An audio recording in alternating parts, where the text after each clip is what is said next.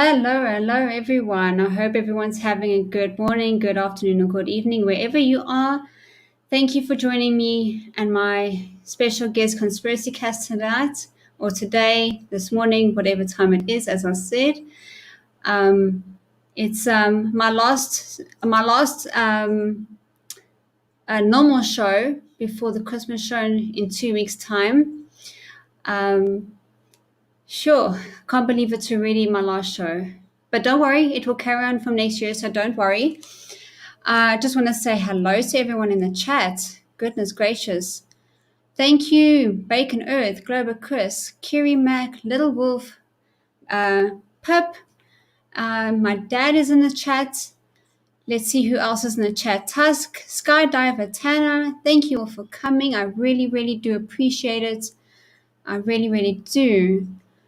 Right, so shall we all get going?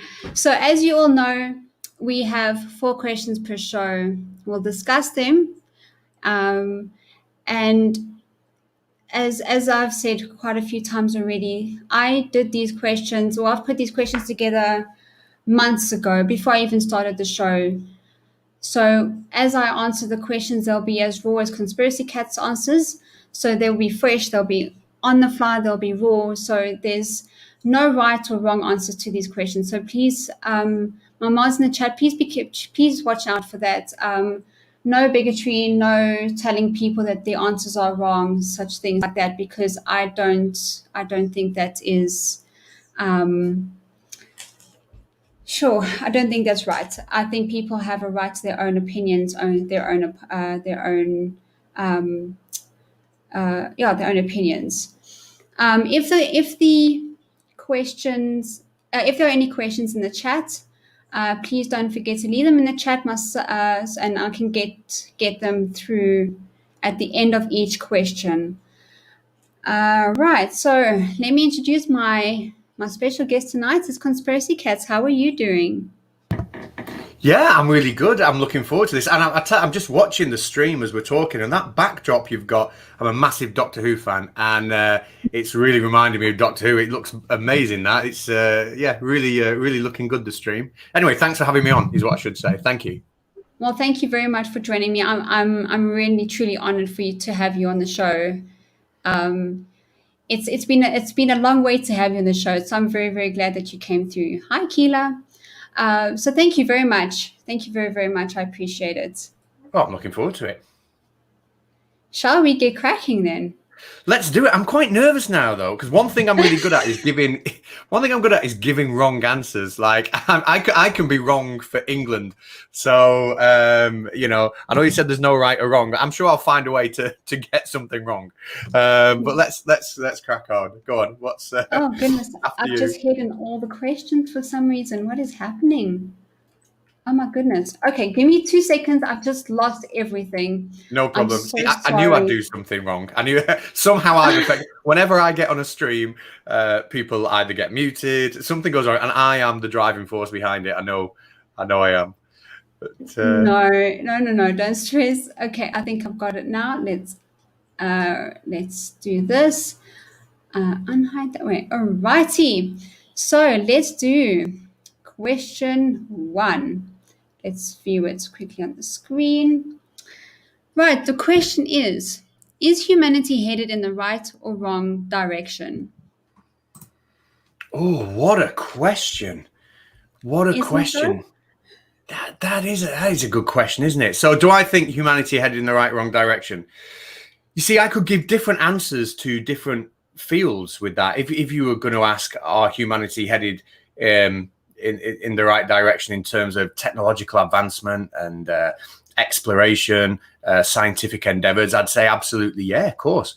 But then, if we were talking maybe about, people still fighting and falling out and having wars, but developing weapons that could make those wars even more destructive. We could talk about the effect on the climate, then no. So what a good question. I don't know either. You know what? I agree with you. I don't think there is a right or wrong answer to that one, because I could give yes or no, depending on the avenue we were talking about. I think generally yes, but definitely some exceptions. Yeah, how's that for sitting on the fence? That is definitely sitting on the fence now. Come on, get off the fence and give me a true answer. Okay, if I'm gonna weigh it up, are we heading in the right direction? Bum, ba, bum, ba, bum. I'm gonna have to say yes. However, we are doing it with. I am gonna say yes. I'm gonna say yes, but I think we're doing it with some things that could be polished, shall we say? But I will say yes. So, like, would I rather be alive now than I was 500 years ago? Absolutely, and that's what I'm going to judge it on. We're not perfect by a long way, but I'd rather be alive now than 50 years ago. So, you know what? I'm convincing myself to say, I'm absolutely convincing myself now. I'm even more convinced to say yes. I think we can. I think in terms of technology, we are headed in the right direction.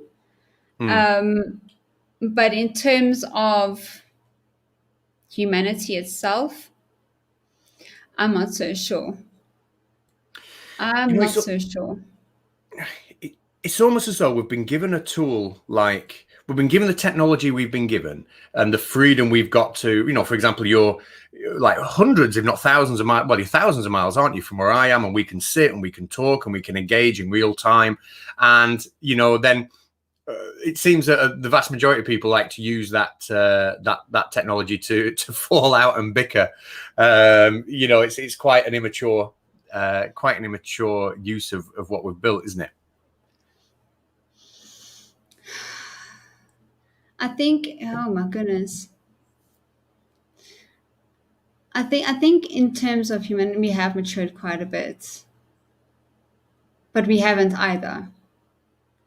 Because no matter what, you know, we still a lot of humanity relies on tribalism, and especially in South Africa, tribalism is a huge thing. This is why a party can run for more than 2 terms. You know, I suppose it could be like that in most countries, but this party that's been running our country for the past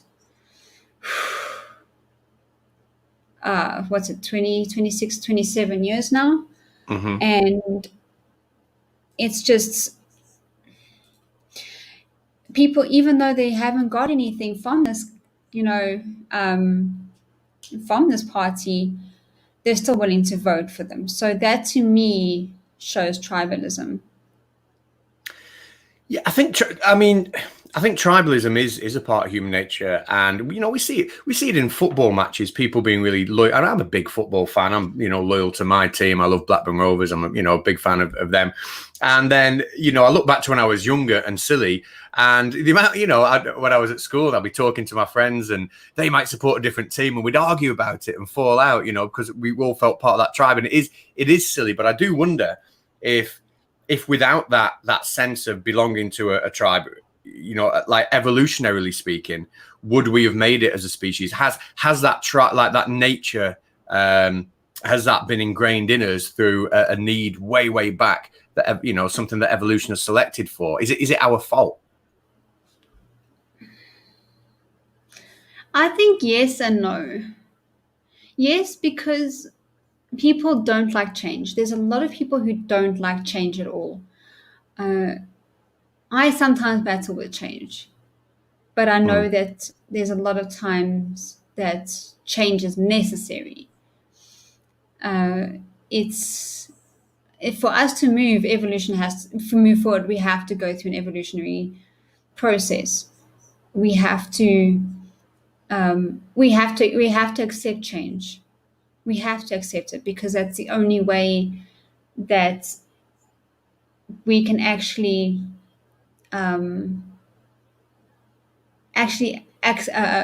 move forward in terms of maturity as a race. I just think as a race, we're just stuck at this point in time. I mean, you look at flat earthers and Karens and sovereign citizens and things like that. So they just don't want change. So they'll stick themselves in their little bubble, and that's where they'll stay. They're not willing to move forward and accept the things that are happening around them.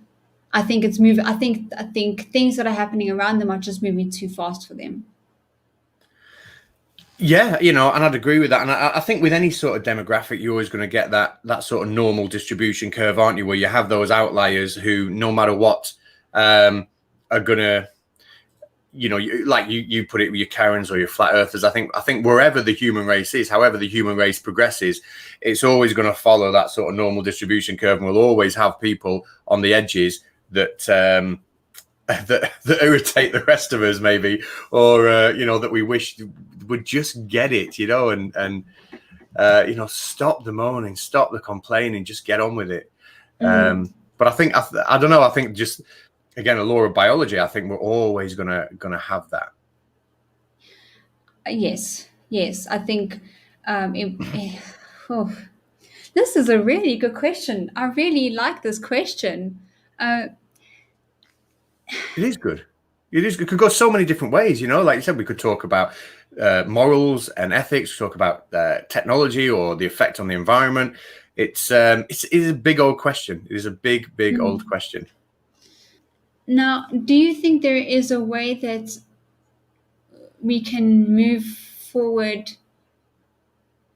in the right direction without taking 20 steps backwards or 10 steps backwards?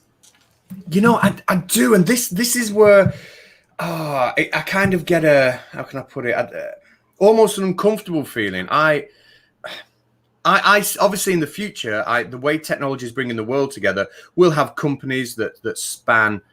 I think it will be the norm in 50 years' time for us to work with a company that has offices all over the world, and we interact online. I think even small companies, I think, will be international, and the kind of like conspiracy theorists might talk about a new world order or one world government, etc. And I don't want that. I am proud to be from the country I'm from, and maybe that's a tribalistic nature we were talking about. I am proud to be British, and I enjoy the British culture, and I enjoy appreciating other cultures. And I wouldn't want everything to become so close knit that we lose that. But I do think. I do think that as we go forward, technology is going to bring us so much closer together that, we do develop maybe a better tolerance for each other, a better understanding of each other, because I just think that will be our daily lives. We'll be dealing with people from all over the world on a daily basis as part of our jobs. Yes. No, I agree with that. I completely agree with that. I think that I've always said that for humanity to move forward, we definitely need to drop greed. I think greed needs to be something that needs to be scrubbed from humanity. Humanity has always, with greed, people become the most vicious, most unlikable beings on the planet. Because of greed, we're destroying our own planet. Because of greed, we're already looking for another planet to live on instead of fixing the one we're on. Yeah.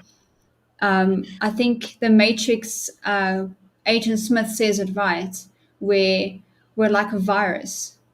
We move to somewhere where it's luscious and beautiful, and we destroy it, and we just kill it. And then when it's killed and we can't get anything more from it, we move on.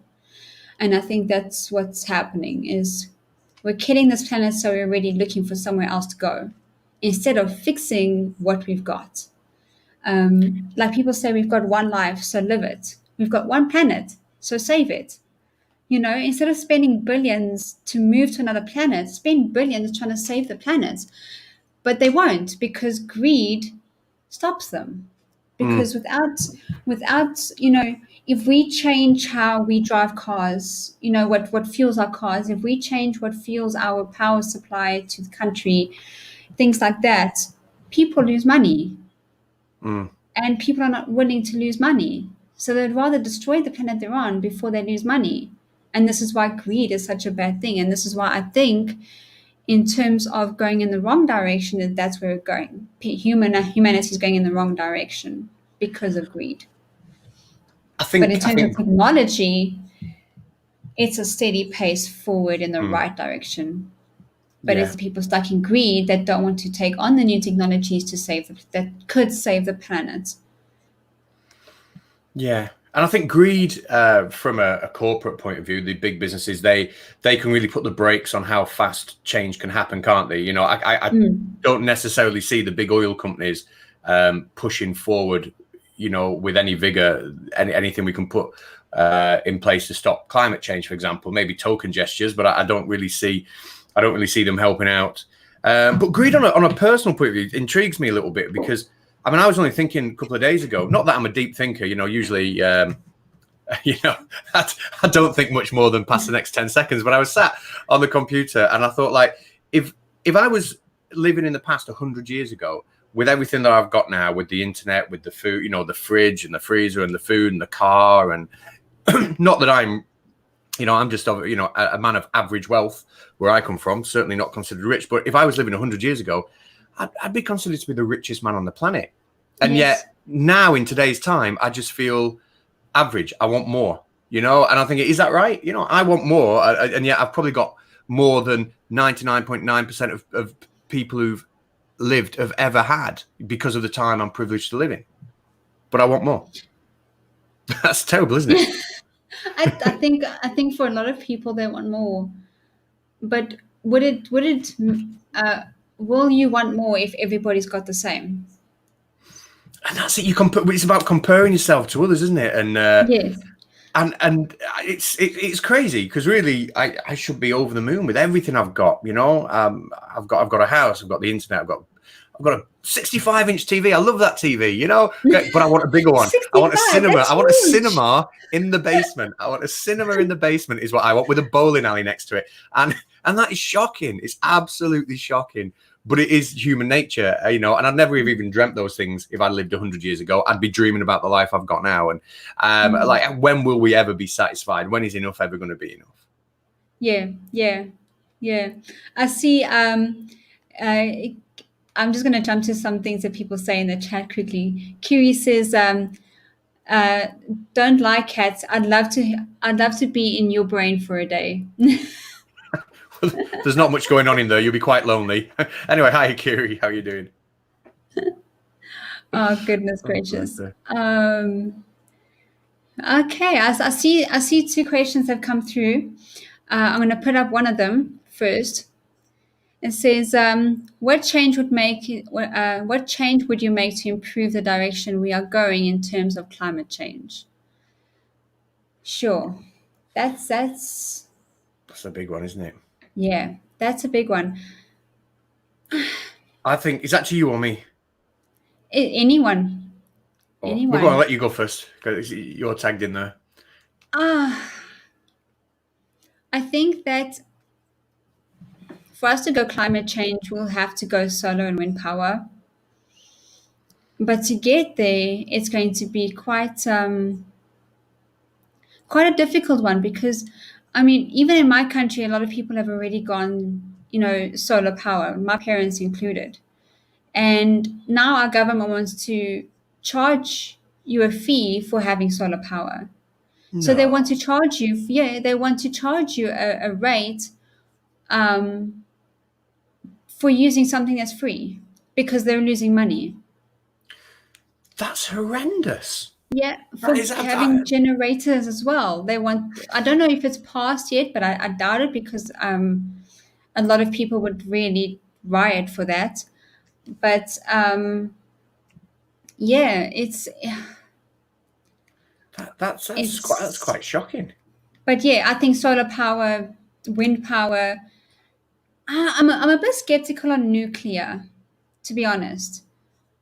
It is a lot cleaner than the coal power we've got, but the damage it could cause is crazy. It is. The damage it could cause. Yeah. Long term, it's at some point we're going to have to find, because I still don't think we've got the perfect solution at all to when we decommission a nuclear power station, with what to do with the waste, you know. So it's almost like, okay, at some point somebody's going to have to solve this problem at some point, but that point, you know, is quite a way off.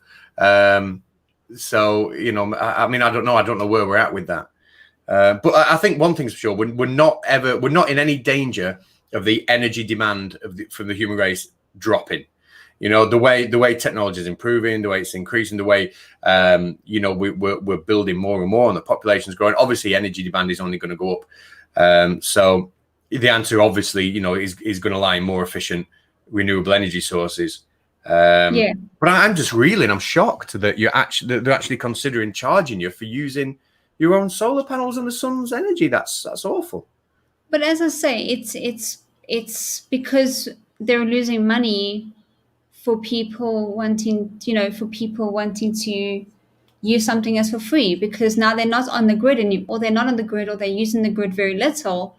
So the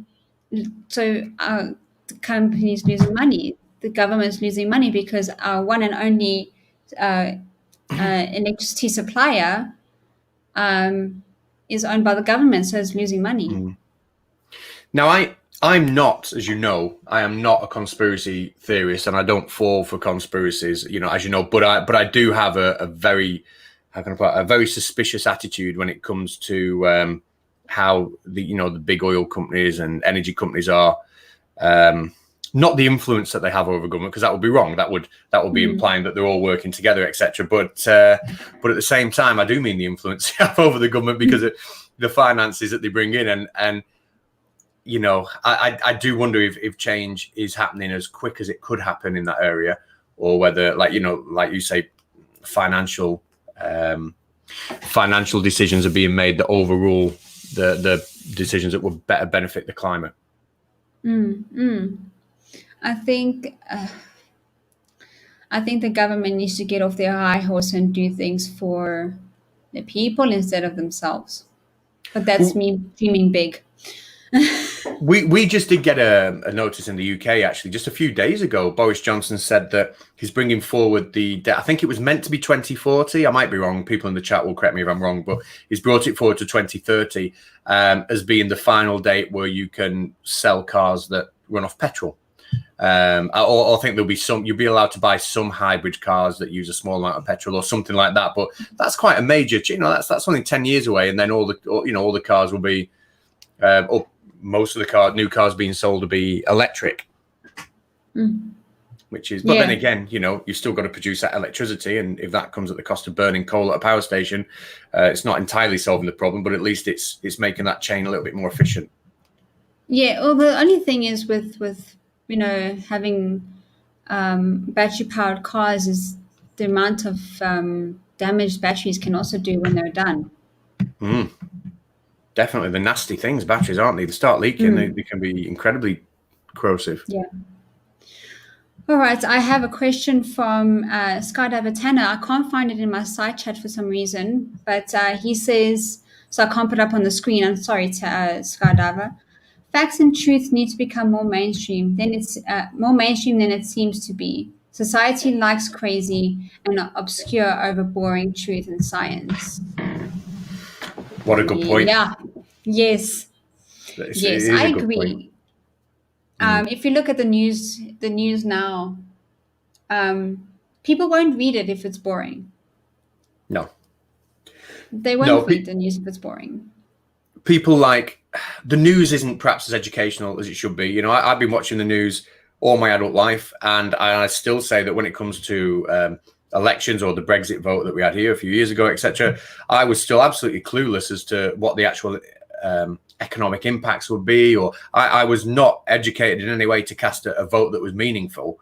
You know, I mean, that's probably my fault for not educating myself. But like I said, the news, you know, what we get from the media is more, how can I put it?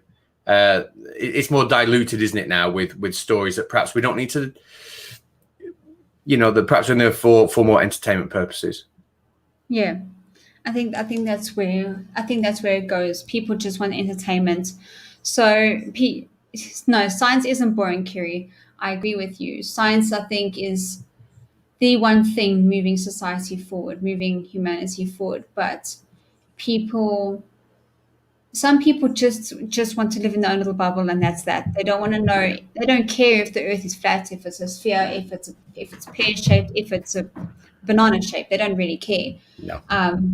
They don't care about things that don't affect them at all. and I discussed this with Bacon Earth in my first stream with him, in my first show, that people, if it doesn't concern them, they don't care. Bacon, remind me what that phrase that you used, please. If you can put that in the chat for me, please. It just, people just don't care. If it doesn't affect them, they don't care. It's not for them, you know. That phrase wasn't Hakuna Matata by any chance, was it? No. No, he called it something. Bacon needs to hurry up and tell me what it is. But it's just people. If I just think people need to. No, please. What is it? What does that mean? NIMBYs. I've not heard that one. Not in my backyard. Something. Right, makes sense. Not in my backyard. There we go. I think. Oh, sorry. Go on. No. So not in my backyard. So if it's not in my backyard, it doesn't affect me. That's it. That's how people are. That's how some people are.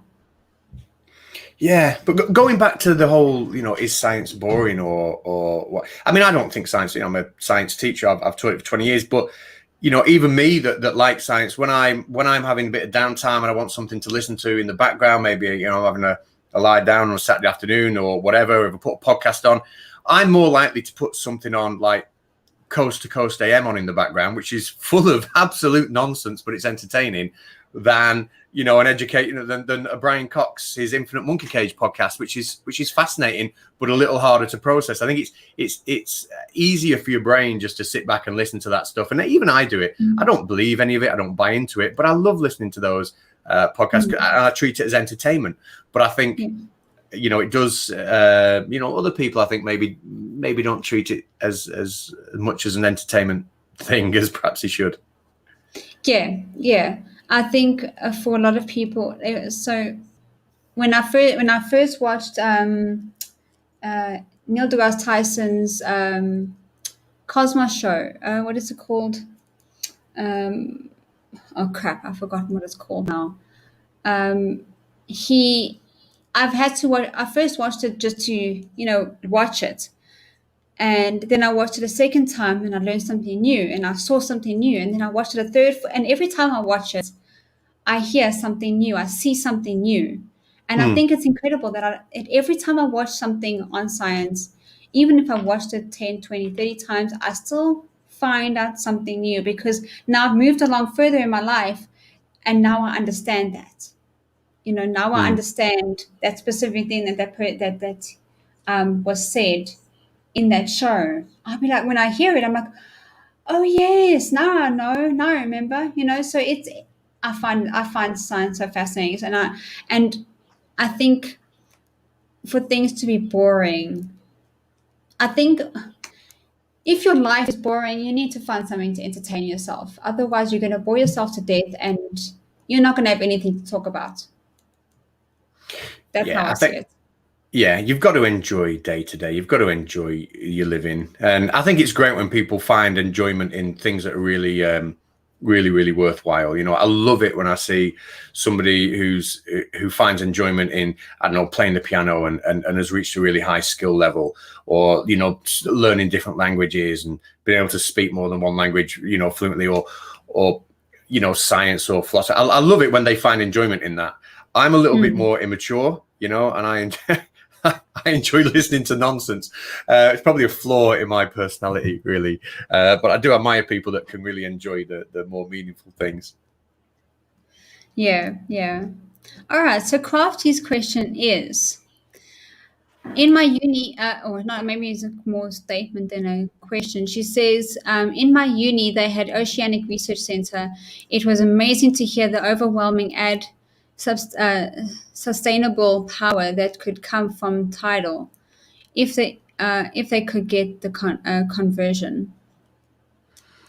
Yeah, I know hydroelectric is baffling with the amount of energy it can make. So I know that's a different type of power to tidal. So it would be, I don't know much about tidal myself and how much it can generate, but I wouldn't be surprised knowing what I know about hydroelectric if it's not quite an awful lot. Well, And I hi, know Crafty. that. Yes, hi, Crafty. How are you doing today, love? I know that Manitoba in Canada, they use hydropower, which I think is great. Hmm. So yeah, I think hydropower. I mean, the forces of the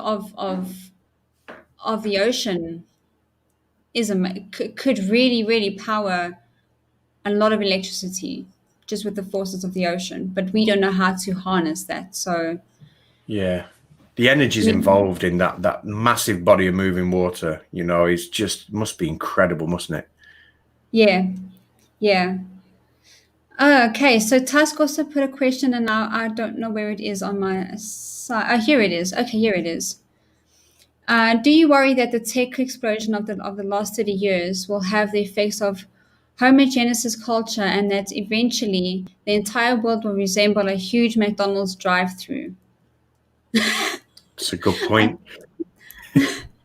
I think you've been watching too much Wally.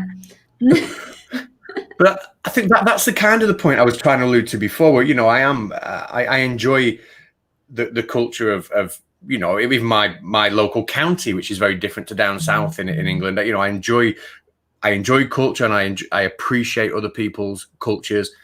But like I said before, as the world does get smaller because of technology, and we're constantly dealing with people on a daily basis, and we will do more and more and more so from other reaches of the world. Will those cultures start to blend into one just because we're kind of expanding who we're dealing with? Does that make sense? Like, could it dilute or water down local culture maybe 100 years, 200 years down the line? Possibly. It possibly could, yeah. I don't know. Look, I do get that we have, besides the whole science fiction of being in a spaceship where they catering to our every need. I think that they're trying. I think it's being done here on Earth, where everything that you need is basically a click away. You can purchase anything online. Mm, You don't have to get off your chair or your couch to do anything. You yeah. have a robot that sweeps and mops your floor. You can get someone to come in and clean your house. You can get someone to deliver food to you, your shopping, your parcels, things that you've ordered. I mean, I ordered my little mic online. I didn't have to get off my chair to do it. Mm. So things are becoming so easy now that to that we basically become useless at doing anything else. Well, yeah, how dependent have we become? I mean, you're right. How dependent have we become on this? Or is the new thing to get good at, being technologically competent and savvy? Is that really where the big skills of the future are going to be? I think we're always going to need people who can farm and agriculture. We're always going to need people who can fix things with their hands. But how big is this area of technology going to be in the future? It's going to be enormous, I think. Mm. But it already is, isn't it? But yeah, I don't know. But I'm not too sure I like that. I'm not sure I like the idea of having so many people working constantly at home, just sat immobile, looking at a screen. I can only sit down for two hours max, and then I've got to get up. I've got to walk around. I hate. I know it will kill. It will kill me. It will kill me. Yeah. Okay, so I'm going to quickly jump to the next question because I see my dad has put up a great response. I'm sorry, Kirsten. I just want to quickly just jump to this one. He says, "All that's being discussed so leads us in a direction. Still not sure what is the right or wrong direction. At least it's a direction." It's a good point. But I think it's all subjective. It is all subjective. What's to say who's right or wrong? It's but we are going somewhere. And we're trying to make the best of it as we get there. Yes. Look, I think that as long as we're going somewhere, I think it's good. As long as we're not stagnant. If we're not going backwards and only going forwards, whether it's wrong or right, I think it could be good. I don't know. If you're not trying to improve, if you're not trying to get better at something, or to do, like you say, you are just then standing still, and what are you doing? That can't be satisfying. You know, it can't be satisfying for a species or even an individual to not have something in the life they're trying to improve at, trying to get better at, and look back and say, oh, 6 months ago, I couldn't do this anywhere near as well as I can do now. You know, to me, that's really, really important. Yeah, yeah. So Kirsten says, I have been planning to construct a plant that makes diesel fuel from pine needles for years. Can't understand why everybody laughs at me. Well, good luck. good luck with that. I would love to see it. I saw a program once of somebody putting chip fat oil, designed a car that you could put the chip fat oil into, and it would run off that. But diesel fuel from pine needles, I'd be interested in the process of that, actually, how you're planning to convert. But good luck with it. Yeah, That could really be fun. But however, those pine needles eventually become compost for the trees around where it falls, and it becomes food. You know, so don't maybe find something else that we don't need on the floor, like plastic. You know, turn plastic into something that we can generate power with. But the only problem is that plastic could generate bad pollution. I mean, you could burn it. You could burn it, and some power stations do.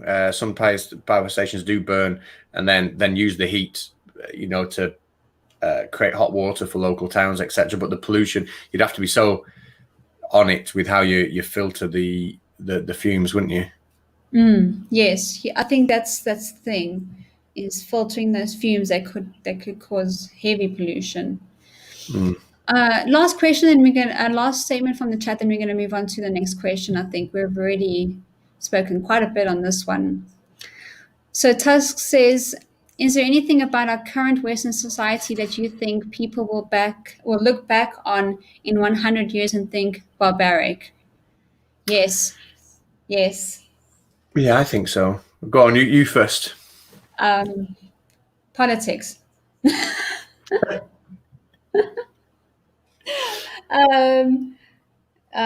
Goodness, how do I say anything that's not barbaric without leading back to the flat Earth? I've led so far away from the flat Earth, but I keep going back for some reason. I think what's barbaric is Nathan Thompson thinking he's so good at bouncing his balls on his hammers. That's barbaric to me. That's like, yeah, heavy concentration, but he's putting that concentration in the wrong places. Concentrate on other things, dude. Honestly. Yeah, absolutely. Bless him. Well, yeah, at least we know he's able to dedicate himself to something. He's bless him.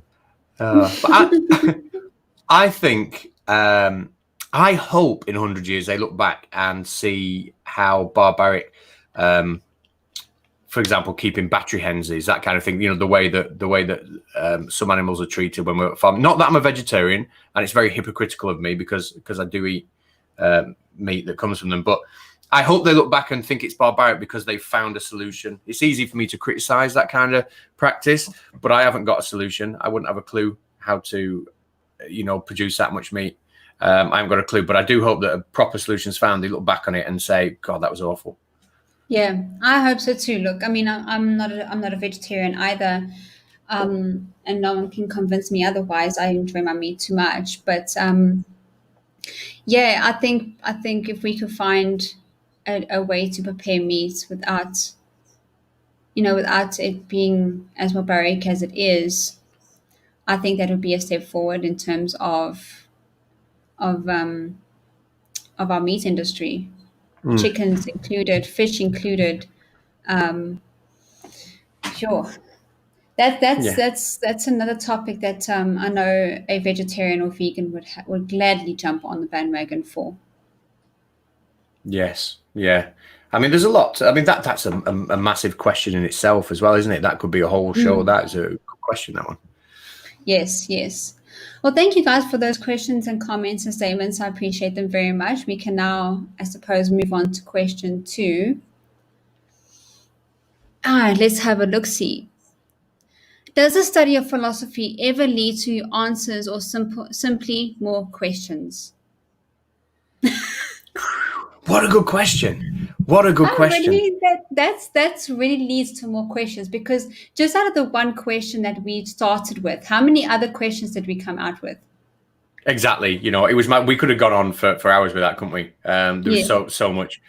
But I mean, I'm very ignorant in the area of philosophy, and when I listen to people like oh God, what's his name now? Cosmic Skeptic speaking. He sometimes has some quite philosophical debates, and that kid's half my age, and I think, thank goodness I'm not in this conversation with him, because he'd make me look like a right idiot. Philosophy to me, I love listening to people talk about it, and I love hearing the things that they say, but it's not something I know a great deal about. All I know is I understand it at such a childlike level, and it's pondering, it's thinking, and asking yourself thought experiments and questions without ever being able to get a solid answer from it. That's what I understand it to be, and I know I'm wrong at that, and people in the chat will tell me I'm an idiot for it. But so you can tell me that. But I don't know. I'm not too up on philosophy. What do you think? Well, I started this channel, didn't I? Well, absolutely, yeah. So yours obviously much more. See, told you I'm an idiot. But I go on. I think everybody that's probably read my about section or my description already. The reason I started this channel was because I like to hear people's opinions, and I like to hear people's opinions about deep conversation, which is what these questions are about, are all deep conversation questions. And I can't just go and sit down next to someone and say, well, what do you think the meaning of life is? It doesn't work like that. People are going to think that I'm crazy. So instead of just sitting down next to someone or just calling up someone on Discord or something and say, well, what do you think? People are going to think that I'm nuts. So rather do a show about it. And that's how I came up with the show. Is to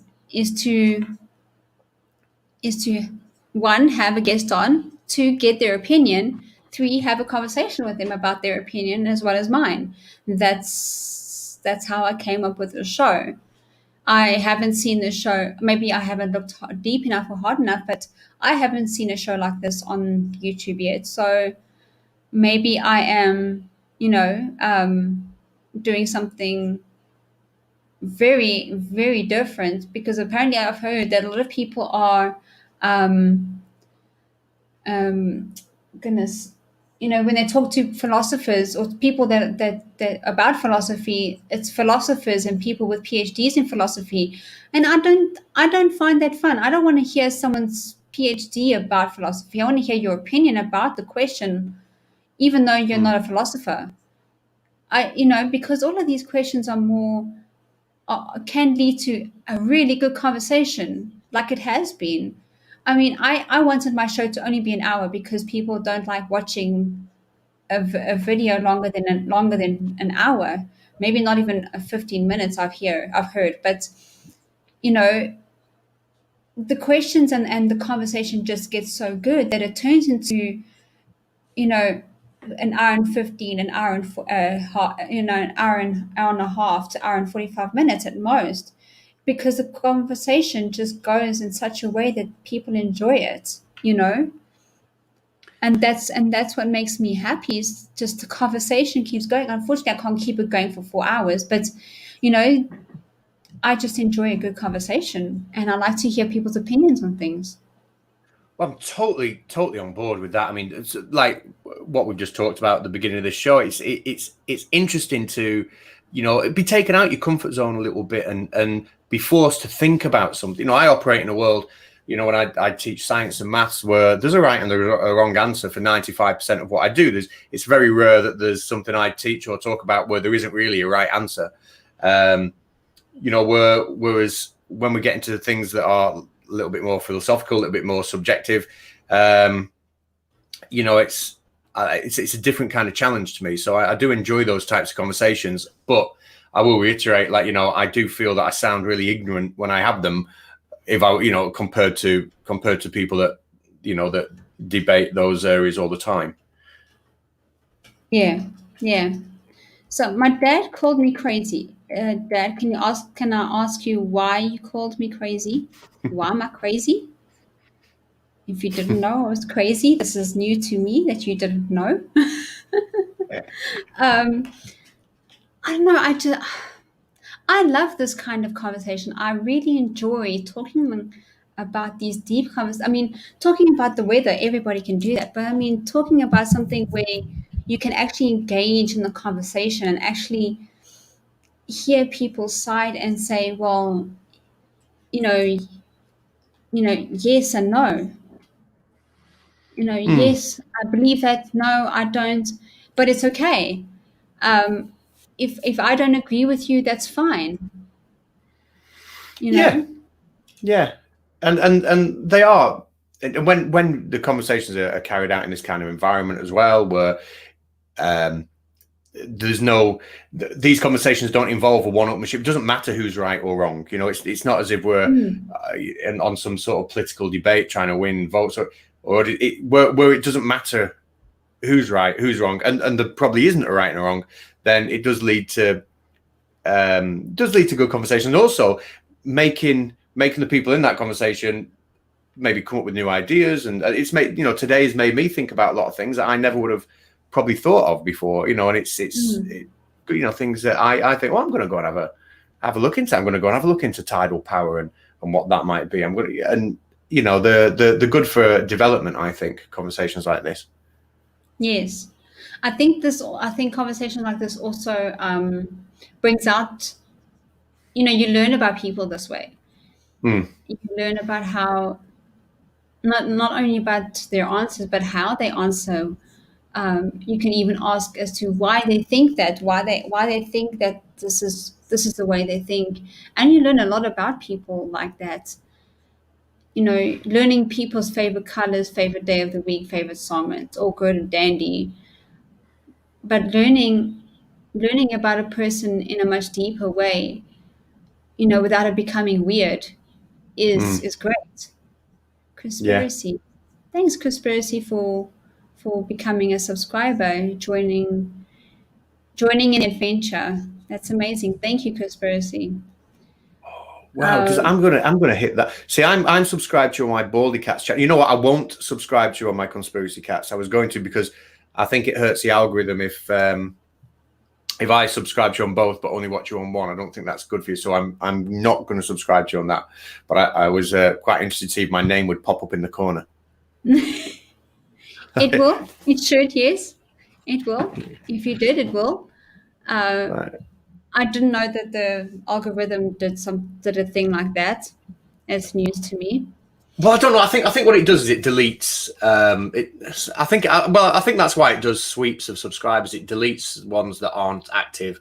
So I know that, like, if I usually watch videos on my Baldy Catz account, not my Conspiracy Catz account. So I'm constantly on the Conspiracy Catz account being unsubscribed from channels because it looks like I don't watch them. Yes. But anyway, that's by the by. But yeah, what was your question? Have we just demonstrated the answer to the question that you asked? Have we just realized that actually philosophy does just produce more questions, or because that's what we've done?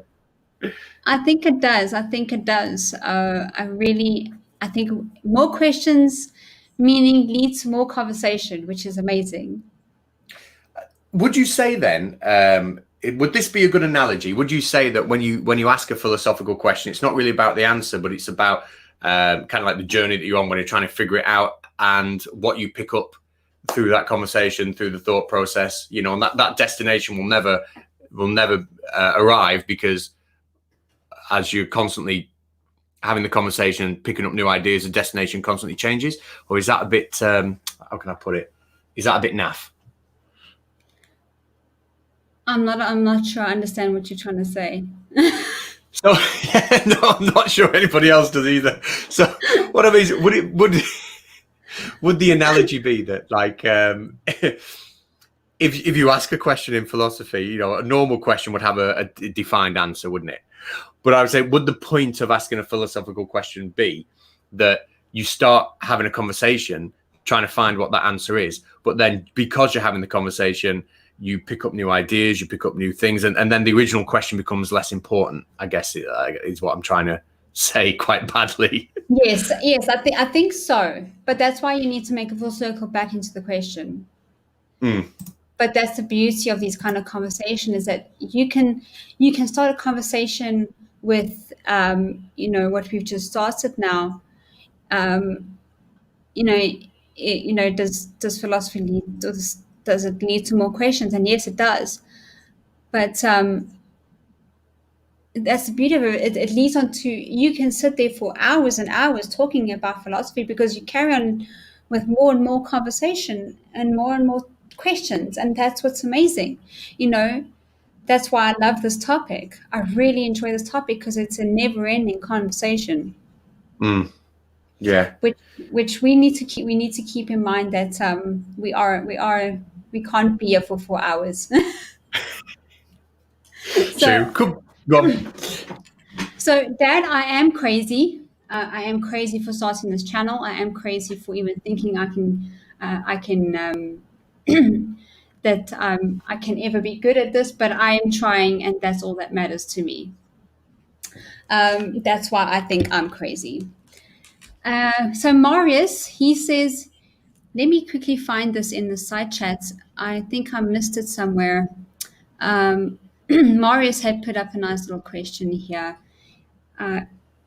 I'll quickly read it, then I'll find it and print it up. It says, if there was no industrialization, mass production, and all animals lived gracefully, would it be more normal considering how humans have evolved to be omnivorous? That's quite a conversation. It is. So there's no industrialization, mass production, no one to go for. Okay, yeah, that I would agree with that. But I think, yeah, obviously if there was less access to, you know, in that situation there would be less access to meat, wouldn't there? And your diet would have to be filled out more with, you know, vegetables and fruit and whatnot. So yeah, I think that would probably be more normal. But the population is growing. The population is growing huge, isn't it? But I mean, do you think do we produce way more meat than we? I wonder how much gets wasted. I think there's a lot of wastage. I really think there's a lot of wastage, and that's a problem. I think that's a big problem. But yeah, that's a very difficult one, Marius. Yeah, it's a great question. Very good question. Maybe I think it's a good point. Yes, it is. Marius, maybe you can give us your answer. What do you think? Or anybody else in the chat, what do they think? Because I have no answer for this. I don't know. Yeah, stumped me that one. I think it's a good point. I think, you know, we are omnivorous, and I think it is normal for us to, you know, meat should really be what, about a fifth of our plate or whatever. And I certainly have it kind of the other way around. I'm a big meat eater, so yeah, you know. So I got a comment that says, without industrialized food, the population will be much smaller. I agree, and I think that's a good thing. Yes. I mean, how often are we told, you know, that we make enough food though to feed everybody on the earth comfortably? How much are we told that? Is it the fact that we're distributing the food so poorly between ourselves that almost drives the mass production in and industrialization in some countries, because they can't, you know, obviously can't grow the crops that they need to because of their climate or whatever? Like, is it the way we distribute the food that's causing problems? That's another question. Yeah, and again, that obviously comes back to finances and money, doesn't it? I mean, I'm absolutely sure in the UK, the average person has access to, and probably wastes, enough food to feed, an equal number of people in another country somewhere. The distribution obviously is not fair at all. I think that causes perhaps bigger issues. Well, here's his answer. He says, yes, there would of course be less available in general, but I think the industrialization and waste is what drives so many to veganism. I think industrialization, certainly I'd agree with. When I was talking before about, your battery hens or whatever, I mean, maybe I'm a hypocrite. Maybe I'm a massive hypocrite because I still do eat. I still do eat meat that's been produced that way, but I can very easily see how it turns a lot of people off. My own daughter recently, has decided she wants to try a fish-only diet in terms of meat because of those reasons. She doesn't like it at all. She loves the taste of chicken. She loves the taste of steak. She loves the taste of all of it, but she doesn't want to eat it. She's seen some videos of how the animals are kept and killed on YouTube, and she's made her decision. It's fish only for her now. Sure, so she's going to steal the fish for my sushi then. She is. Yeah. I don't know if she realizes yet that fish are actually, living things that are killed. But obviously, they live a very different life, don't they? They live a free life up until the point where they're taken for food. Yeah. But we'll see how long that lasts. So when Daddy's sat having a big steak on a Friday night with chips, we'll see how long it lasts. But, she'll have the fish and chips, and you'll have the steak and chips. Yeah, I'm sure. Maybe I should give her more credit. She's quite determined, young lass, so I'm sure she'll stick with it. Yeah. Well, Crafty, I think that's a good idea. I think as the next series, that would be a good idea. Go for it. I think education is really good. Right, shall we go on to the next question? Let's do it. But before we do, we have a few new people in the chat. I just want to say hi. See, Jessica G, thank you for joining us, love. I'm so glad you could join. I really am grateful that you're here. Micro Raptor as well, thank you so much. Haven't seen you around in a while. Thank you for joining. Oh, excuse me. 9 o'clock Hero also joined. I see that, excuse me. Demon Orb has joined, and I saw that a bit further up. Let me just quickly find. Goodness, I missed him now. I'm sorry. I just want to make sure I make everybody feel welcome. Bunny Killer, thank you for joining. I think this is your first show I've seen you on. Thank you for coming through. And then I saw, I think it was a lot further up. I'm sorry, where are they? I think they've left the chat and I missed them. Oh, goodness, I'm so sorry. Oh, well. Mr. Andrat, that was one of them that I did miss. Thank you very much for joining as well. Junk Shop Library was the person that came in, and now they're no longer in the chat. Thank you so much for joining, Junk Shop. I really do appreciate it. I'm grateful that you decided to come and check out my show. All right, so let me go on to question 3. This could be interesting. Let's do it. Let's do it. If freedom is simply being able to do what you want, are animals freer than humans? Freedom is, I absolutely 100% think so. And I think the freer just, if it is being able to do what you want, yeah, cool. I absolutely believe that. But I think they've got an even bigger degree of freedom in that they don't realize that their life is finite. They don't feel the days slipping away as you get old, like I am. I think they've got pressures upon them that we don't have, but I think they can just live in the moment, can't they? There's nothing like a dog or a cat that comes. Have you ever seen a happier sight than a dog meeting its owner when it comes back? It hasn't got a care in the world. All he wants to do is see its owner, and it's the happiest thing on the planet. So I think so. I think animals have got it right. Yeah, definitely. Oh yes. I mean, I have 2 cats, and the look that they give me when I arrive home is, what are you doing in my house? You know, Yeah. a lot of people will say that cats are evil. I disagree. I really do disagree. Let's change that quickly. I really do disagree that cats are evil. I don't think they are. But nonetheless, I love my cats, and when it's time for food, they all up in my face, and all they want is food, and then here's some love for giving me food. And they're free to roam as much as they want. They can come and go as they please as long as it's not raining, because then they're stuck in the house. But I do think animals are a lot more free than humans.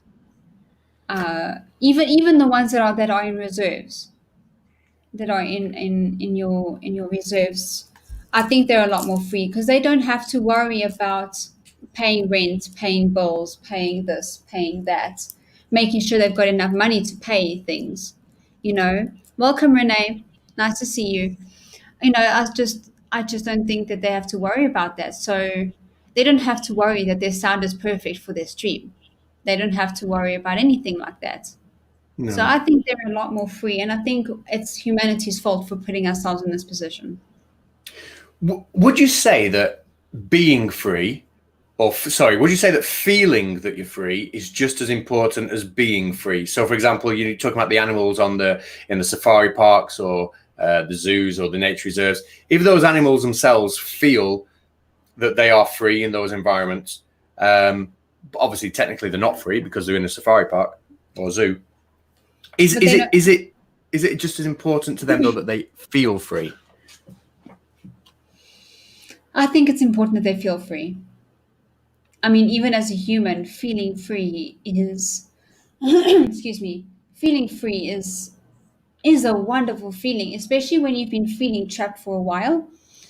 So, a lot of people know that I've been going through depression, and for the last 2 to 3 weeks, I've been coming out of it, and I have never felt so free in such a long time. And I cannot tell you how amazing that is. It's amazing to feel like a weight has lifted off my shoulder. Like I feel I can go anywhere, do anything again. I mean, a couple months ago, I felt stuck in my little room here, not being able to go anywhere, do anything. And it's not because of COVID; it was because I was stuck in my own mind, and stuck in my own self pity and self whatever I was going through, you know. And now I've gotten myself out of that, and I feel free. Like I feel like I can do anything, and I've never felt so happy. So would you say freedom is just as much a state of mind as physical? Yes. Yes. See, that's an odd. I mean, I know this isn't about flat Earth at all, but I know one of the arguments from flat Earthers, they like to claim that people are asleep. They don't, that we just feel like we're free and we're not. We're trapped in some sort of whatever we're trapped in. And there was actually going to be a point to that when I started that sentence, and I've forgotten what it was. It'll come back to me. So yeah, come back for part 2, and I'll finish that sentence off for you when I remember what it was I was going to say. A lot of people are talking about animals in zoos, about them being free. Now, I don't like animals in zoos. They're not meant to be caged. It's just like we're not meant to be in cages. So for animals to be in zoos, I want them to close zoos down. I really do. Because animals are not being treated right in zoos at all. In aquariums, zoos, it's all beautiful and it's all nice when you go to a well looked after zoo and an aquarium. But maybe fish is a different story. If I don't know. I don't know. I'm not going to say yay or nay on that. But animals like your lions, tigers, your apes. Let's go from the canine species to the feline species to the ape species. All species that you get in in a zoo should not be in a zoo. Should not be in a zoo. So rather put them in a reserve instead of a zoo. Yeah, I think seeing big magnificent animals like that out in the wild is amazing, and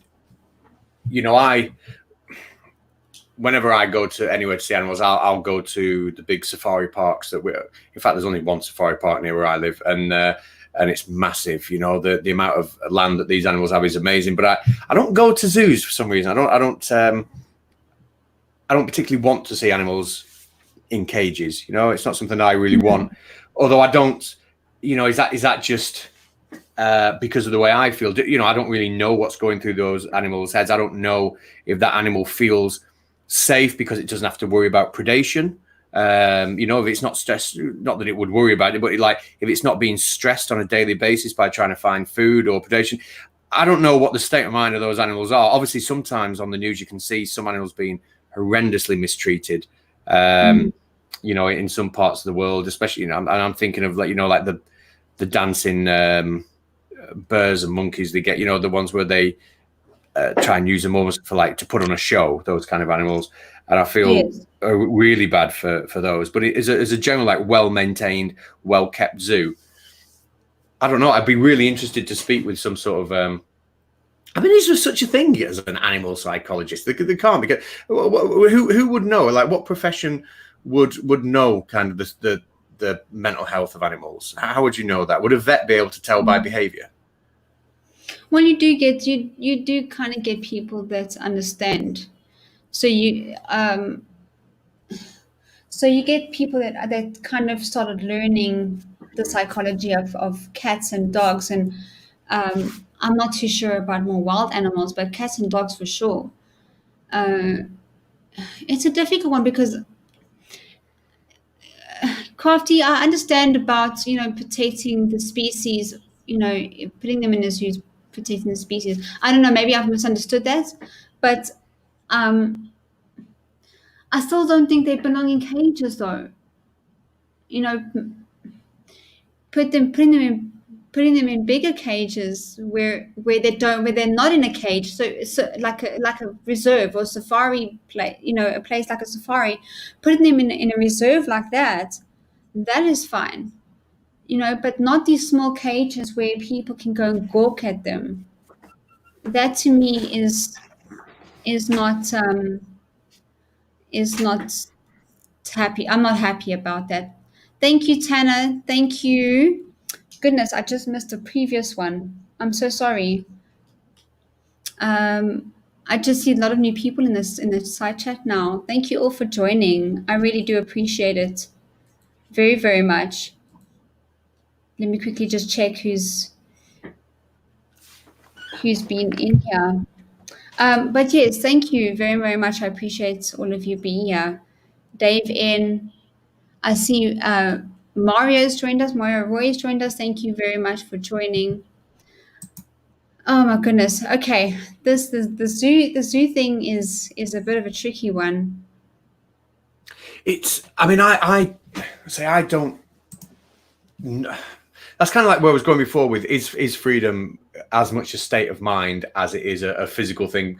I do not know what goes through the mind of an animal in a zoo or nature reserve, safari park or whatever, as opposed to my intuition. Last time I went to, there's a safari park called Knowsley Safari Park down in Liverpool. It's about 50 minutes from where I am, and it's enormous. And when I was driving around, the animals were all free to wander around, and they looked healthy, they looked fit, they looked active. And if anyone's driven through the monkey enclosure at Knowsley Safari Park, when you come out the other end, how playful the monkeys are, because you've got no wind mirrors left, you've got no windscreen wipers left, you've got no car aerial. They're on your cars playing, ripping them off and laughing at you, and they all seemed really happy. But I don't know that they're happy. I don't know that for a fact, because I wouldn't know how to gauge it. But to me, they seemed happy. But then obviously they're not free. So. If they're happy and they're enjoying their life and they're not stressed from, like we say, avoiding predation or hunting for food or finding mates, etc. tough one. But I do like the big safari parks. I do like the places like that. I do like going around and looking at them. And you see, my favorite place to be is is diving. I like to be under the ocean. Oh, do you go often? I haven't been in almost 2 years. It's quite an expensive hobby to have. So I don't. I find it very. I went once. I was in Australia and I went on with an instructor on the Great Barrier Reef. We scuba dived under there, and I was so looking forward to it. We sailed out on the boat, and I was looking forward to it. I strapped the tank on and the suit on, and I was really looking forward to it. And then when I got under the water, I'd never, ever, ever, ever even swam in the sea before. And here I was out in the middle of the ocean, and this kind of like claustrophobic feeling came over me. And I panicked, and I took the thing that you breathe with out my mouth, and I took a load of water in, and the instructor had to pull me up to the top. I was only about 20 at the time, and then I threw up everywhere, and then all the fish came to eat my vomit, and yes. And I thought, this shouldn't be like this. I'm in the Great Barrier Reef, and I've got fish on my face eating my vomit. It would totally ruin the experience. Yeah, no, I get it. I get it. I just want to quickly put up Tusk's question. Let me see if I can. I think I missed it completely. Yeah, here we go. He said, is hoping the animals in the zoo feel free just a way of justifying their captivity to ourselves? Are they one of the things that might be considered barbaric in 100 years? Yes, I think so. But that's just my opinion. That's just my opinion. I'd slightly disagree, because I think, I mean, if I was running a zoo or a nature reserve or whatever, I wouldn't just hope that the animals felt free. I would want somebody who knows what they're talking about to judge the behavior of those animals and assure me through their behavior that they weren't stressed and they weren't unhappy.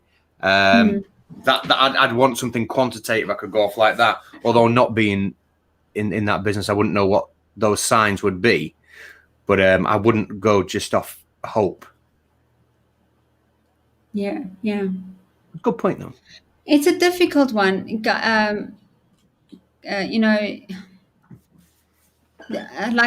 Everyone has their opinion, when it comes to something like this. And I respect everyone's opinion. But mine is, I just don't want animals in cages. They're not meant to be in cages. That's just my opinion. But yeah, shall we go on to question 4? Sure, let's do it. Yeah. Let's go. Question 4 is, is it better for a person to have a broad knowledge base or a deep knowledge base? Oh, what a good question. Right. Jack of all trades or master of none. That's what a good question. I think both is really important. And you know what? I'm kind of going to sidetrack a little bit, but I will answer that question. All the people I know who have been an absolute expert in a particular field, no matter what that be, whether it be a sporting field, a technical field, a academic field, when all the people that I've really known well that really excel, when I've spoken to them, I've always been amazed about the level of knowledge they have in other areas as well.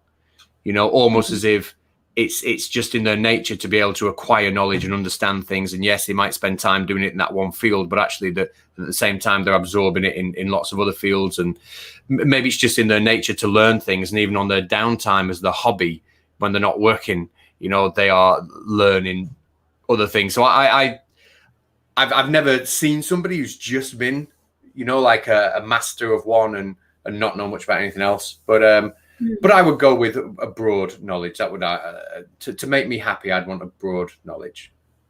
I agree. I think a broad knowledge is good. Myself, if I can speak on myself for a bit, I studied interior decorating, and I think I'm decent at it. I'm not going to claim that I'm, you know, um, that I'm brilliant at it. Some people think that I'm good at it. My sister keeps complimenting me, but that's fine. Uh, but I enjoy decorating houses. I enjoy designing houses. So that's I put all my interior decorating ideas into The Sims. Uh, then I've started learning how to do video editing. I've started learning how to use Photoshop. I've you know I've spent, I think, about 2 months just creating what you see on the screen now, even before I even started my show. So, and I'm enjoying the process of learning all of this, and it's and I'm willing to now start learning animation as well, so I can make these things myself instead of going to some websites and just plonking it onto, another website that processes it for me. So, I am enjoying this. I'm enjoying learning about all of these things, making things look nice, making things look pretty.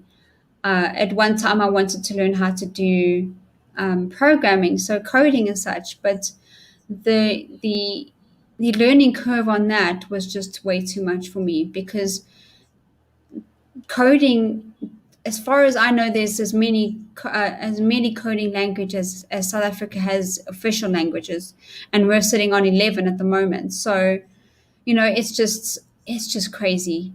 It's just crazy. Rather be a jack of all trades, and and be useful in more than one place, because the more useful you are, the better the better thing the more you can actually do.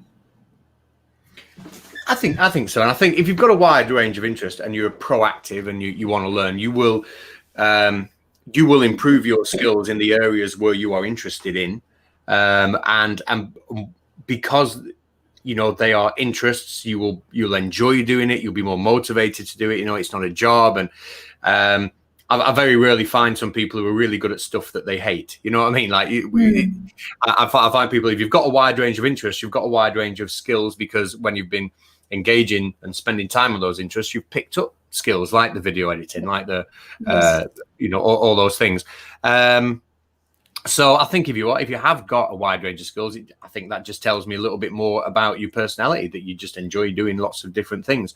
Not necessarily that you're very clever, but you just enjoy doing lots of things, and you pick those up through experience.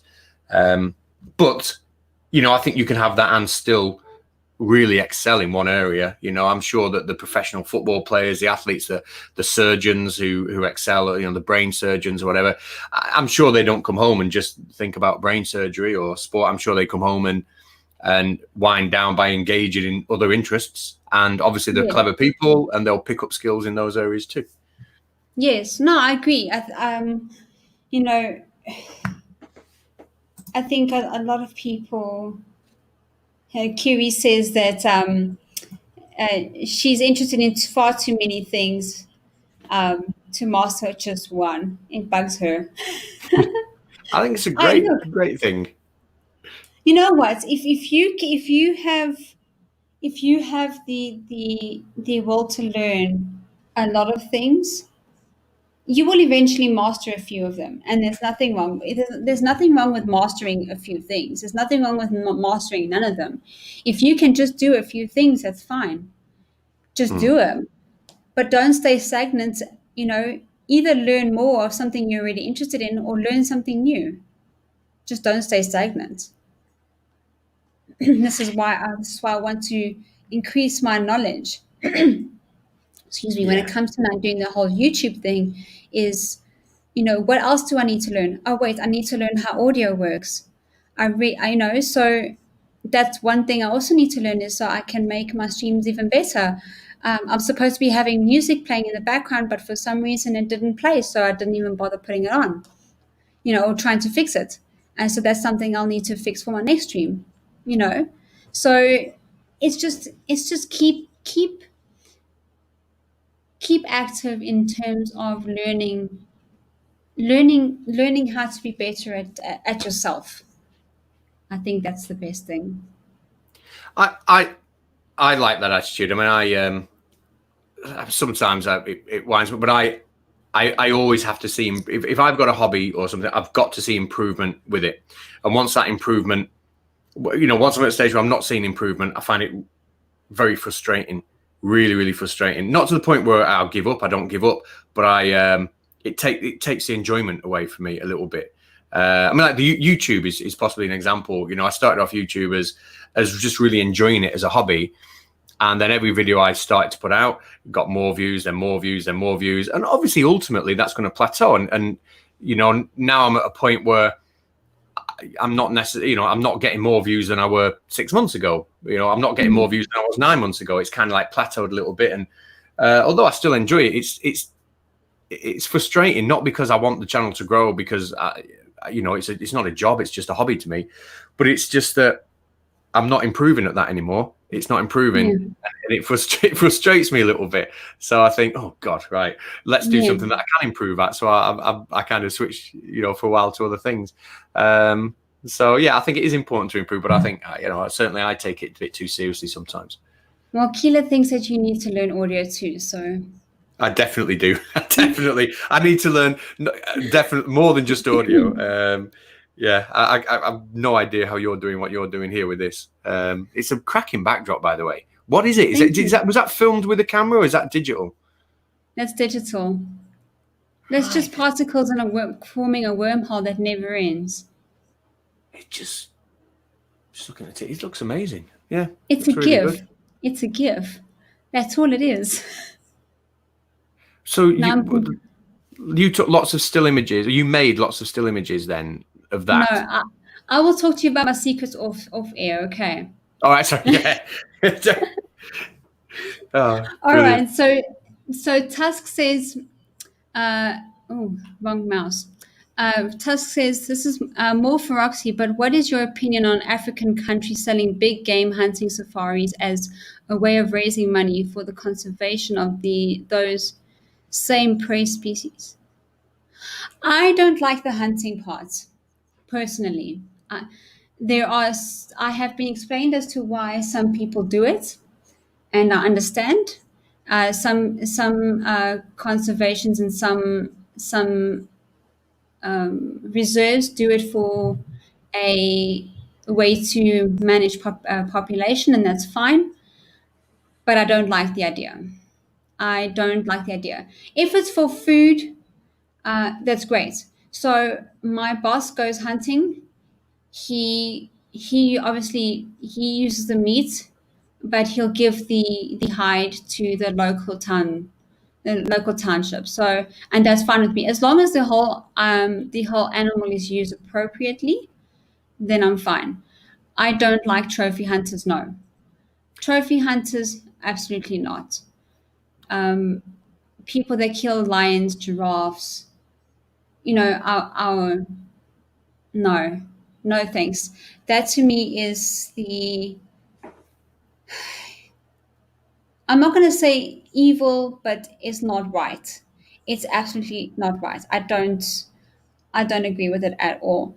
If they're going to hunt game for food, like your kudu and things like that, or springboks and things like that, I don't mind that, as long as it's to help population and for food for the town or for their family, that's fine. But if it's overkilling, where they actually kill off the animal altogether, then no, absolutely not. Yeah, absolutely not. I'll say the same. If somebody's hunting and they're going to eat the food, well, that's no different than somebody else killing the food for them. I've got no problem with that. I'm a meat eater myself, and if anything, it's a little bit better that animal has been out in the wild living its life, hasn't been stressed out by seeing other animals around it, killed for food or whatever. It's just, I've got no problem with people hunting for food and then eating it. And if it is for population control, because animals, if it's for a necessary population control, again, I haven't got a problem with that. I don't like that loophole that fox hunters use, though. I don't like the loophole that people that go fox hunting with hounds on horsebacks will say, well, you know, fox are pests and we're just controlling the pests. I don't like that. No.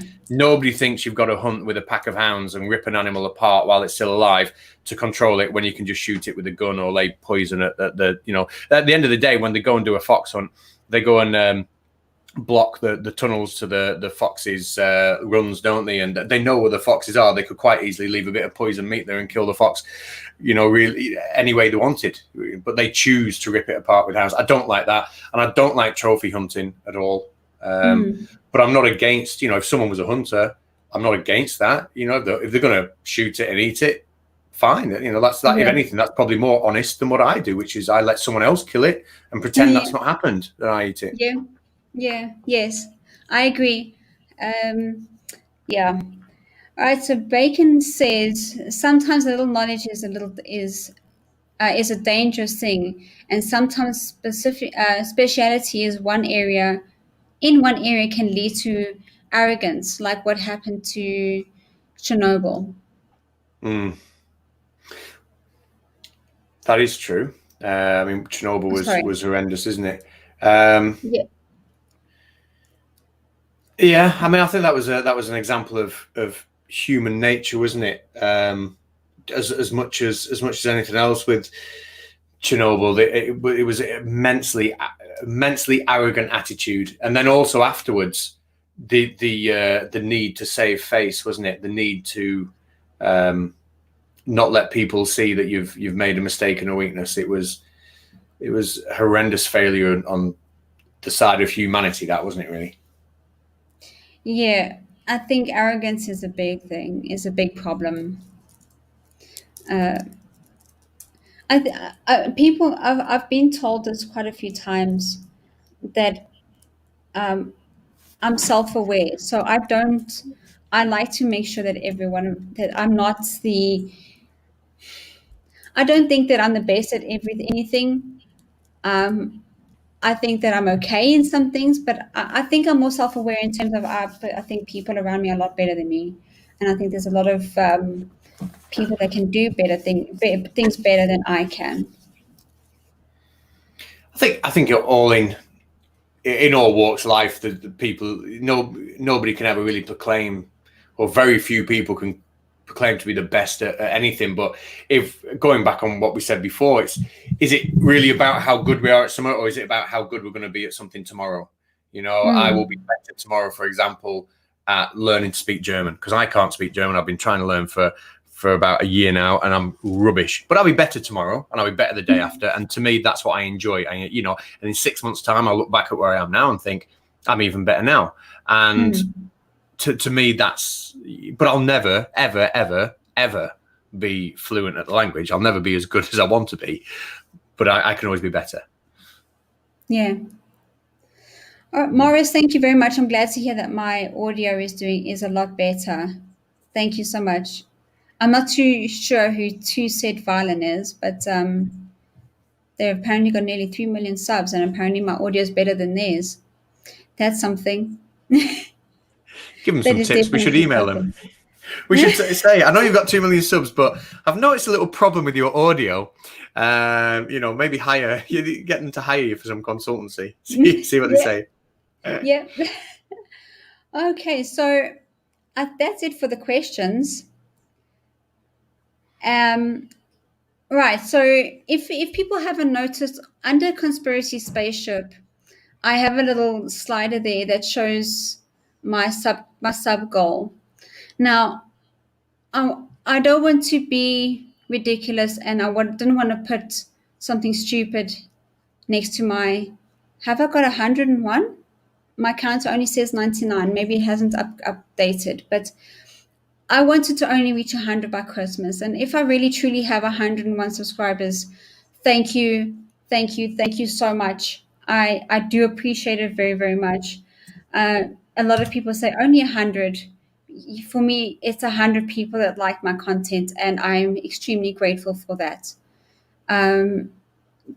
Catz, you're sitting at what now? 50,000. I think about 53 on that. But you know what? And I'm not just saying this. It's the first 100 subscribers. they're the ones that you really get to know because they're commenting on your channel all the time. You get to engage with them. You know what they're like, and you look out for them. And now, like, I've still got some of those people left. You know, people drop out over time, but I always look out for the names of those first 100 subscribers, and they are the amazing ones. They're the ones that get you going, aren't they? And put you on your way. And you know, it is a really good milestone. It is, because you know at that point what you're doing is worthwhile, because you wouldn't have 100 people subscribing if it wasn't worthwhile. That doesn't happen by accident. You know, they do it because they want to see what you're doing, and it's really encouraging. So congratulations for that. Thank you very much. I put out a video a little while ago expressing my gratitude for where I am at the moment. Like I say, I mean, do you even remember your first 100 subscribers? I mean, the gratitude you must have had for just those first 100 subscribers. Oh, I do, yeah. I cannot express how much it is, how grateful I am as to people actually want to watch my shows. People actually want to sit and have a conversation with me. You know, whether it's in a live in sitting where you're sitting, or in the chat with me, or even in my comments. I can't even grasp it at this point in time. It's humbling, isn't it? It is humbling that you do something and people, you know, I find that all the time. I'll release a video, and then 30 seconds after I've released a video, I've got views coming in on the analytics, and it's really humbling. You think, God, I've put something out, and people straight away have clicked on it because they're interested to see what it is, and people comment and you think, oh, they want to send me messages and comments, and it is really, really humbling, really, really humbling. It's nice, and this community especially can be very loyal and just really nice to engage with. Yes. No, everyone that's in my chat at the moment has been at more than besides the people that have been here are here for the first time. Everyone in my chat at the moment has been at more than one show, and I'm grateful to have people in my chat constantly coming back and communicating with me. And it's very nice to have new faces, or not new faces, let's call it new names, coming in, you know, and adding to the conversation.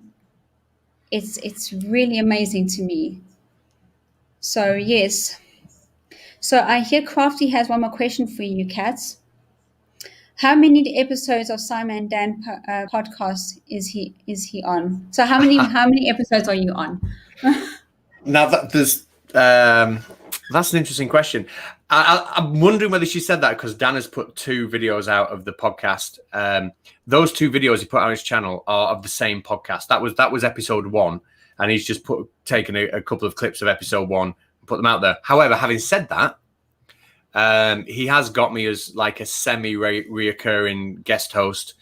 So I will not be on all of them. I will not be on over half of them, I don't think, but I will be. He's got me booked in for a number of dates already, and I will be a reoccurring guest host. So I don't know, quite a few. That's great to hear. I'm gonna still pop into the first podcast and have a listen, but I will definitely put that on my to-do list. And then I got a beautiful message from Curie. I'm gonna pop that up on the screen.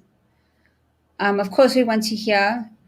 Would really be cool to revisit some of the questions you've asked, say in a year, and hear if your opinions have changed and discuss what more you've learned. I think that's a brilliant idea. I do intend to revisit some of the questions, even we have reoccurring guests as well, to hear what they would say on other questions that have already been asked. So I do intend on doing that. So the questions that I do have, I don't delete. They are just basically highlighted to say they've been used, and they are hidden. So I never see them again until I need to pop them out again. So it's not something I can actually sit and listen to. So yes, thank you very much, Kiri, for the great message, and everyone else in the chat thanking me and congratulating me and so on. You guys are amazing. you're the reason. You're one of the reasons why I keep coming back to do this. Not the only. You're one of the reasons, because one of the reasons. Other reasons I come to do this is because I enjoy doing this, and I feel like I'm talking too fast because I'm now getting nervous. So, Catz, we've got a bit of a announcement, don't we? Absolutely. So Conspiracy Catz and I have a bit of an announcement. We are going to put out a 2-part video, one on his channel. I think it'll be on Baldy's channel. Yeah, part 1 will be on the Baldy Catz channel. So part 1 will go onto Baldy's channel, Baldy Catz channel, and the other part will go onto mine. We're not nearly done with our videos yet. So as soon as our videos are ready, we will definitely obviously tweet it out. You will put it onto your community on your YouTube. Yes. Yeah, absolutely. Yeah, I'll advertise it heavily. Yeah, I'm looking forward to it. And it was funny because are we telling them what the topic is, or we are going to we're going to dabble in another topic I enjoy, which is Scientology. Baldy Catz and Conspiracy Catz has decided to do something different with Baldy Catz and go into a different conversation. Yes. Yeah, I'm looking forward to that, and it made me laugh. We had the chat off. Me and Roxy had an online chat off, and we were planning what we were going to do with the video. And I went away and had some research to do, so I didn't realize that Roxy on Twitter wasn't called Roxy, and I put a tweet out. And I said, I could really do with some help. And I think actually Curry Max in the chat, and I think it was Curry that replied and tagged Roxy in under a different name. So I said, pleased to meet you. Can I possibly DM you? I wouldn't mind talking to you about, Scientology about an hour after we'd had a 2-hour conversation, or a half-hour conversation, however long it took. And I didn't realize. And it was you, wasn't it? It was definitely funny. I'm not going to lie. We have been talking, so you can DM me or you can just email me, as you have been doing. Yeah, I felt like a right plonker. I was like, oh God, how did I not know that? But no, yeah, it's okay. It's okay. I got a message from Marius. Let me see if I can actually find it in the side. That's a good question, Marius. Where is it? Doobie-doo. I'm sorry, I can't find it now. Goodness. But he says, when are you going to go out of this world with Simon Dan or Mr. Sensible? Now, there we go. Now, that is a good question. To be honest, I don't know if I would even bother Simon Dan about this. I don't know. Mr. Sensible, I don't know either. I haven't thought about asking these two gentlemen at all, to be honest. They're both really nice guys. Really, really nice guys. I've met Dan in the real world and spoken offline with Mr. Sensible a couple of times, and both of them are just as you'd imagine to be, like really decent guys. Well, I don't doubt it. I honestly don't doubt it. But I can put them on my to ask list, and I can maybe get around to it. Hopefully try and get around to it. That's if Simon Dan isn't too busy, or my little email gets stuck in between a whole bunch that he gets. We'll have to look and see. Mr. Sensible I can put on my list as well. Brilliant. That would be awesome if you could pull that off. That would be good. That would be very nice to pull off, yes. That would be a wonder to pull off. So what is coming next on your show? On your channels with Conspiracy Catz, Baldy Catz, and Agree to Disagree? I think on Baldy Catz it will be our collab. I think that's what will be next. On the Conspiracy Catz channel, I've got 2 videos, but one I really want to do, and this is either gonna be really good or the worst thing I've ever done. Okay, what I want to do is replicate the Eurovision Song Contest, but replicate the Eurovision Song Contest not with songs, but with flat Earth videos from around Europe. and I want to try and create a video that looks like the Eurovision Song Contest. And we have foreign speaking judges. I'm even going to try and put my German into practice a little bit and try and make a comedy Eurovision Song Contest using flat Earth videos where the judges rate the silliness of the flat Earth demonstrations. So I'm in touch with a couple of people that can help me out on the old language side behind the back of the scenes, and it might come off, it might not. It might be an absolute embarrassment, and I might bin it. But that's what I'm looking for now. Could be a while. But yeah, no, that sounds great. Sounds like a lot of fun. I hope so. I wish my editing skills, were better. But I might come to you for some tips for that. You seem to be doing a lot better than me at the minute, so I might be pestering you about how you do these. See, that background, something like that would be absolutely amazing to have the videos playing. It would look like a big kind of like Eurovision production. I am going to pick your brains on how you do stuff like that. That will come in handy. No problem. Whenever we can have a good call about that. Amazing, brilliant. And then on Agree to Disagree, what's next? Oh, Agree to Disagree on next week. I'm trying to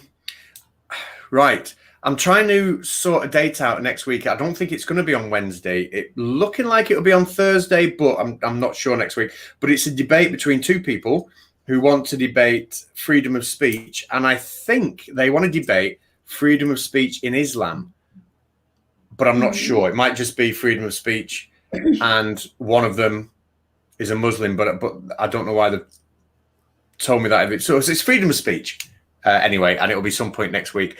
But I'm a bit disorganized. I've not got around to actually confirming the date yet.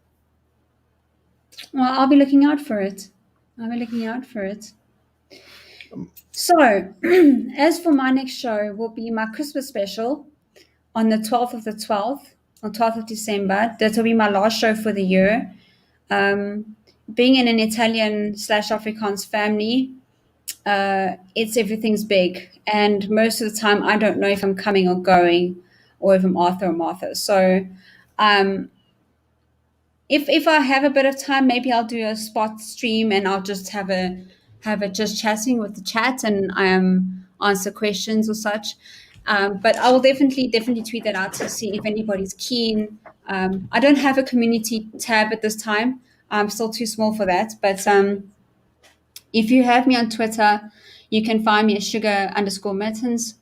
You can follow me there and can keep tabs on if I'll be doing a stream before Christmas and after my Christmas show. So for the Christmas show, I'll be having some of my older guests back on, and we'll have a nice good chat about their time on my show. I'll be keen to hear if they would like to answer the questions differently now that they've probably had time to think about them. Other than that, Schrodinger, I know he did send me a message saying, or just tell me that he has a premiere at 6 p.m. EST and a live stream at 8 p.m. EST if you're interested. I don't have any links for that, so you can just pop in onto his channel at some point. And then, thanks, Crafty, for coming. I really do appreciate you being here, Han. We must chat a bit soon. When you have a chance, let me know. Just pop me a message. Otherwise, please, guys, remember to subscribe, donate to the cause. Remember that I have a Patreon as well, so you can donate there as well. All the links are in the description. Please leave a comment, please. I'd like to have a good conversation with you guys as well, even in the conversation. Also, I have a tip from Marius. Thank you again so much, Marius, for the $13.34. I appreciate that very, very much. And you didn't leave a message, unfortunately, but that's okay. But thank you so much for the contribution. It's very, very much appreciated. Other than that, thank you so much, everyone, for joining me. And we'll see you in 2 weeks' time. Bye, everyone. See ya.